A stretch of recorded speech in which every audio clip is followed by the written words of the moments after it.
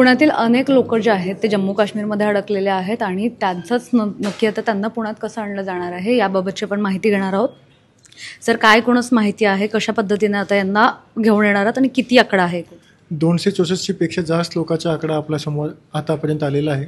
याच्यामध्ये आपल्याकडे त्याचे नाव, नंबर आणि त्याची लोकेशन आपल्याकडे आलेली आहे. त्याची डिटेल माहिती आम्ही जम्मू काश्मीर प्रशासनासोबत शेअर केलेली आहे आणि सिव्हिल एव्हिएशन डिपार्टमेंटसुद्धा आमचं कोऑर्डिनेशन चालू आहे. उद्देश असाच आहे की लवकरात हा सर्व लोकांना आपण आपल्या जिल्ह्यामध्ये परत आणून सुरक्षित. याच्याशिवाय अनफॉर्च्युनेटली 2 लोकांची मृत्यू झालेली आहे. त्याच्या शव आज संध्याकाळी आपल्या जिल्ह्यामध्ये परत येणार आहे आणि त्याच्यानंतर जिल्हा प्रशासन आणि त्याचे नातेवाईकांसोबत समन्वय साधून त्याची पुढची प्रक्रिया अंत्यविधी ते पूर्ण केली जाईल.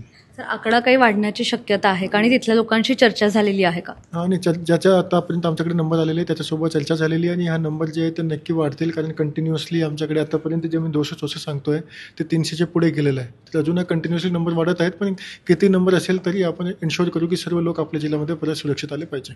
पुण्यातले सर मोठ्या प्रमाणात लोक अडकलेत, काय आव्हान कराल त्या लोकांना? नाही, आमचं आव्हान हाच असेल की काळजी करू नका. आम्ही सर्व लोकांचे लोकेशन वगैरे ट्रेस करतोय, त्याची माहिती राज्य प्रशासन जम्मू काश्मीर सोबत शेअर करतोय आणि सर्वांना एकदम सेफली परत आपल्या जिल्ह्यामध्ये आणलं जाईल हे आम्ही एन्शुअर करू.